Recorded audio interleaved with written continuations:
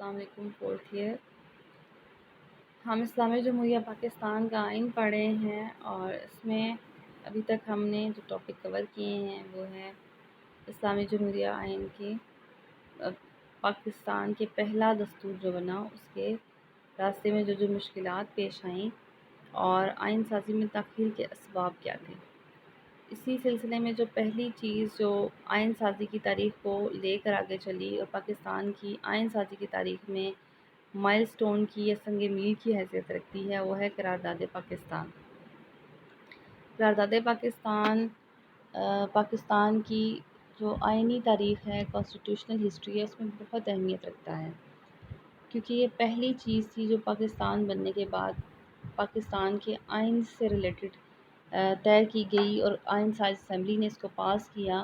اور پہلی written form میں کوئی تحریری دستاویز تھی جو اسمبلی نے پاس کی تھی.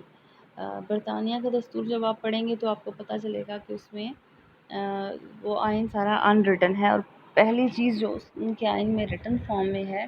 وہ وہاں کا میگنا کارٹا ہے. تو اسی طرح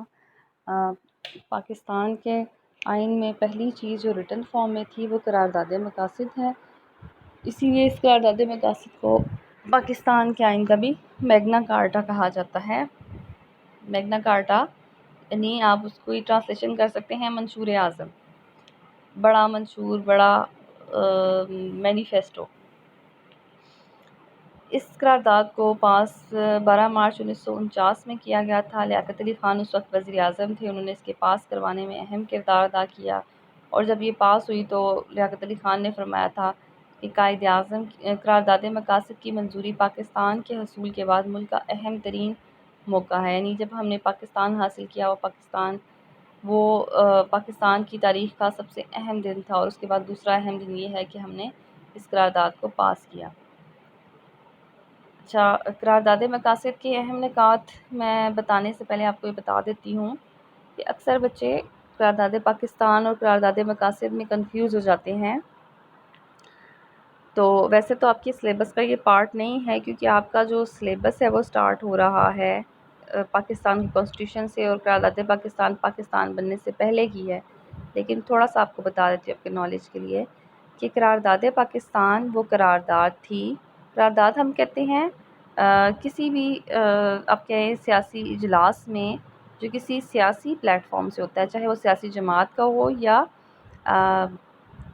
اسمبلی کا اجلاس ہو، اس کے اندر کچھ سیٹ آف رولز ہوتے ہیں جن کو پاس کیا جاتا ہے اور پاس کرنے کا مطلب اس کا یہ ہوتا ہے کہ اس کے اوپر عمل کیا جائے گا. جو قرارداد پاکستان کے حصول کے لیے پیش کی گئی تھی مسلم لیگ کے پلیٹ فارم سے اور مسلم لیگ کے جلسے میں جس کی صدارت قائد اعظم کر رہے تھے اور اس میں بہت بڑا جلسہ تھا، کافی سارے مسلمان لیڈروں نے شرکت کی تھی، جس میں یہ طے کیا گیا تھا کہ برصغیر کے مسلمان اور مسلم لیگ کسی بھی برطانیہ کے سیاسی آئینی فارمولے کو ایکسیپٹ نہیں کریں گے جب تک کہ اس کے اندر واضح صورت میں یہ نہیں ہوگا کہ مسلم اکثریتی علاقوں کو اکٹھا کر کے ایک آزاد ریاست بنایا جائے. اس وقت تک وہ کسی آئینی فارمولے کو قبول نہیں کریں گے. یہ تھا قرارداد پاکستان. اب دوسری چیز آتی ہے قرارداد مقاصد. قرارداد مقاصد پاکستان بننے کے بعد ایک قرارداد تھی جو پاس کی گئی تھی اور اس قرارداد کا مقصد یہ تھا کہ یہ اصول طے کیے جائیں کہ آئندہ پاکستان میں جو بھی قانون سازی ہوگی، جو بھی آئین سازی ہوگی، وہ ان اصولوں کے مطابق، اس قرارداد کے بنیادی اصولوں کے مطابق ہوگی اور کوئی بھی ایسا آئین یا کوئی قانون نہیں بن سکتا جو قرارداد مقاصد کی نفی کرتا ہو، اس کو نگیٹ کرتا ہو. اس کو ہم کہتے ہیں قرارداد مقاصد. یعنی آسان الفاظ میں قرارداد مقاصد کیا ہے؟ یہ وہ قرارداد ہے جس میں یہ طے کیا گیا تھا کہ پاکستان میں آئندہ بننے والے تمام آئین اور قوانین اس قرارداد کی روشنی میں بنیں گے. اس قرارداد کے اہم نکات یہ تھے، سب سے پہلی چیز کہ اقتدار اعلیٰ. اقتدار اعلیٰ اللہ تعالیٰ کی ذات کو حاصل ہوگا اور مسلمان اسلامی اصولوں کے مطابق ان کو زندگی گزارنے کے مواقع فراہم کیے جائیں گے. جو اقتدار اعلیٰ ہے اس کو اللہ تعالیٰ کو اس کا مالک قرار دینے کا مطلب یہ ہوتا ہے یا یہ تھا کہ پاکستان میں جو بھی شخص یا ادارہ ہوگا جس کے پاس اقتدار ہوگا، جو اس اقتدار کو استعمال کرے گا، وہ اس کے پاس اللہ تعالیٰ کی امانت ہوگا، اور وہ عوام کے ساتھ ساتھ اللہ تعالیٰ کے سامنے بھی جواب دہ ہے۔ دوسری چیز جو اس کے اندر پیش کی گئی تھی اس قرارداد کے ذریعے، وہ یہ تھی کہ پاکستان میں جتنے بھی دستور بنے گا، آئندہ جو بھی دستور بنے گا، وہ قرآن و سنت کی روشنی میں ترتیب دیا جائے گا، اور قرآن و سنت میں جو چیزیں جائز یا ناجائز ہیں، حلال یا حرام ہیں، ان سے متصادم کوئی بھی چیز پاکستان کے آئین میں شامل نہیں ہوگی۔ یعنی کوئی بھی ایسی چیز جو قرآن و سنت میں حرام قرار دی گئی ہے، وہ پاکستان کا قانون اس کو حلال نہیں قرار دے سکتا کبھی بھی۔ اس کے علاوہ اس جو قرارداد تھی اس کے اندر یہ بھی طے کیا گیا تھا کہ اسلامی اقدار جیسے کہ رواداری، مساوات، معاشرتی انصاف، جمہوریت، ان کو فروغ دیا جائے گا، اور مسلمانوں کو ایسے مواقع فراہم کیے جائیں گے کہ وہ اسلامی تعلیمات کے مطابق اپنی زندگی گزار سکیں۔ اس کے علاوہ اقلیتوں کے تحفظ کے لیے خاص بندوبست کیا گیا تھا۔ اس وقت مشرقی پاکستان میں کافی سارے ایسے افراد تھے، تقریباً 33% ہندو آباد تھے، اور ان کو کچھ ریزرویشنز تھی، اپنے تحفظات تھے کہ اگر پاکستان میں آئین اسلامی بنے گا یا اسلام کے نام پر یہ ریاست حاصل کی گئی ہے، اس میں ان کے ساتھ کوئی برا سلوک نہ کیا جائے۔ اس لیے قرارداد مقاصد میں اس بات کو واضح کر دیا گیا تاکہ اقلیتوں کو بھی تحفظ حاصل ہو سکے کہ وہ اپنے مذہب کے مطابق اپنی زندگی آزادانہ گزار سکیں گے، اپنی عبادت گاہیں تعمیر کر سکیں گے، ان کے اندر عبادت کر سکیں گے، اور اپنی ثقافت کو، اپنے مذہب کو ترقی دے سکیں گے۔ اس کے علاوہ عوام کو عام طور پر جسٹس فراہم کرنے کے لیے عمومی سطح پر ہر شخص کو انصاف کی فراہمی یقینی بنانے کے لیے عدلیہ کا مقام واضح کیا گیا تھا کہ عدلیہ کو آزاد اور خود مختار رکھا جائے گا، اور قانون کے مطابق تمام لوگوں کو برابر سمجھا جائے گا۔ عدلیہ ایک آزاد ادارہ ہوگا۔ اس کے علاوہ جو پسماندہ علاقے تھے اس وقت، جیسے کہ مشرقی پاکستان کافی پسماندہ تھا، بلوچستان تھا، KPK تھا، ان کو ترقی کے لیے خصوصی کوششیں کی جائیں گی، انہیں خصوصی مراعات دی جائیں گی۔ اس کے بعد آتی ہے جو پوائنٹ نمبر 7 سے آپ کی سٹارٹ ہو رہی ہے قرارداد پر تنقید۔ اس کا تنقیدی جائزہ کر کے یہ سارے پوائنٹس اس کے اندر ایڈ کر سکتے ہیں کہ یہ قرارداد مسلم لیگ نے تقریباً 5 مسلسل اجلاسوں میں اس کے اوپر بحث کر کے اس کو پاس کیا، اور جتنے بھی مسلم ممبران تھے انہوں نے اس قرارداد کے حق میں ہی بات کی، وہ مسلم لیگ کے تھے یا نہیں تھے، لیکن انہوں نے قرارداد کو پسند کیا۔ صرف میاں افتخار الدین واحد مسلم ممبر تھے جنہوں نے اس قرارداد کی مخالفت کی اور اس کے اوپر تنقید کی، اور ان کی تنقید کا مقصد یہ تھا، ان کا یہ پوائنٹ یہ تھا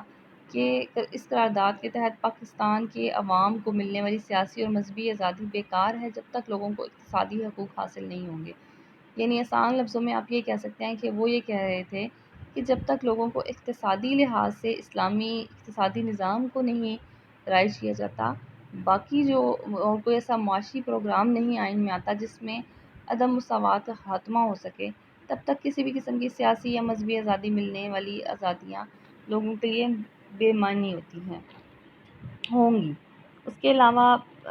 کچھ کانگریسی ارکان تھے، یہ وہ کانگریسی ارکان تھے جو مشرقی پاکستان سے تعلق رکھتے تھے، ایسے ہی جیسے بہت سے مسلم لیگی ارکان تھے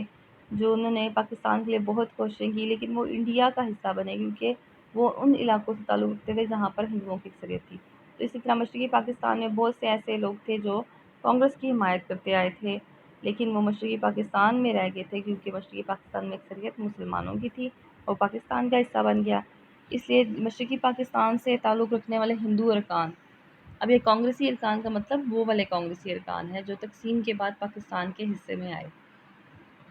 تو انہوں نے اس کی قرارداد کی سخت مخالفت کی، اور انہوں نے کہا کہ قرارداد مقاصد پر مبنی اگر کوئی دستور بنا، ظاہر ہے کہ اسلامی قرارداد مقاصد میں زیادہ تر پوائنٹ اسلام سے ریلیٹڈ تھے، تو اگر ایسا کوئی آئین بنا تو غیر مسلم صرف لکڑہارے اور پانی بھرنے والے رہ جائیں گے، یعنی غیر مسلموں کے لیے ایسی ریاست میں کوئی جگہ نہیں ہوگی اور وہ صرف نچلے درجے کے کام کرنے کے لیے رہ جائیں گے۔ اسلامی نظام رائج ہوا تو غیر مسلم اپنے آپ کو دوسرے درجے کے شہری سمجھیں گے، اس لیے انہوں نے اسے غیر جمہوری قرار دیا اور کہا کہ مذہب اور سیاست کو بالکل الگ کر دینا چاہیے۔ دوسری طرف جو مسلم علماء تھے انہوں نے بھی اس قرارداد کے کچھ حصوں کو تو بہت پسند کیا، لیکن وہ جو اقلیتوں سے ریلیٹڈ تھے پوائنٹس ان کے اوپر ان کو بھی تحفظات تھے کہ کہیں اقلیتوں کو جو اسلامی ریاست میں برابر درجہ دینے کی بات ہوئی تھی اس کے اندر، وہ اس کی مخالفت کر رہے تھے کہ اسلام کے نام پر، اور پاکستان ایک نظریاتی ریاست ہے، نظریاتی ریاست میں اقلیتوں کو اس طرح سے نہیں دینا چاہیے۔ اس لحاظ سے انہوں نے اس کے قرارداد کے ان حصوں پر تنقید کی جن کا تعلق اقلیتوں سے تھا، اور ان کا یہ جو تھا ان کے تحفظات اس لحاظ سے بالکل صحیح تھے کہ پاکستان کو اسلام کے نام پر حاصل کیا گیا تھا۔ تو اس کا جواب پھر مولانا شبیر احمد عثمانی نے ایسے دیا کہ غیر مسلموں کو بے شک پاکستان میں برابر کے حقوق حاصل ہوں گے اور وہ انتظامی شعبوں میں بھرتی ہو سکیں گے، لیکن انہیں کسی پالیسی ساز ادارے میں نہیں ڈالا جائے گا، یا اور ملک کا جو سربراہ ہوگا وہ کسی صورت غیر مسلم نہیں ہو سکتا۔ اس طرح سے ان لوگوں کی بھی جو تھیں مخالفت کم ہو گئی، اور ان کی بھی جو تحفظات تھے ان کو دور کیا گیا۔ اب مولانا شبیر احمد عثمانی کون تھے؟ مولانا شبیر احمد عثمانی پارلیمنٹ کے رکن تھے، اور یہی وہ شخصیت تھے جنہوں نے علماء کرام کو سے مل کر اس قرارداد کو تیار کروانے میں مدد دی، اس کے اسلامی شقوں کو اس کے اندر شامل کروایا، اور اس کو پاس کروانے میں لیاقت علی خان کے ساتھ مل کر کام کیا۔ اور اس طرح سے مولانا شبیر احمد عثمانی نے اس بات کو بھی کلیئر کیا کہ مسلم ریاست کوئی تھیوکریسی ریاست نہیں ہوگی، یعنی ایسی ریاست نہیں ہوگی جہاں پر دین کو سختی کے ساتھ، جبر کے ساتھ ہر ایک کے اوپر نافذ کیا جائے گا، اور جس میں اقلیتوں کو کوئی حقوق حاصل نہیں ہوں گے۔ اقلیتیں بالکل دوسرے درجے کی جو شہری ہیں، غیر مسلم جو ہوں گے وہ دوسرے درجے کے شہری بن کے رہ جائیں گے، بلکہ انہوں نے کہا کہ غیر مسلموں کو بالکل مسلمانوں کے برابر تمام تر معاشرتی سیاسی حقوق حاصل ہوں گے، لیکن پالیسی ساز اداروں میں ان کو شامل نہیں کیا جائے گا۔ کس لیے نہیں کیا جائے گا؟ کیونکہ پاکستان نظریاتی ریاست ہے،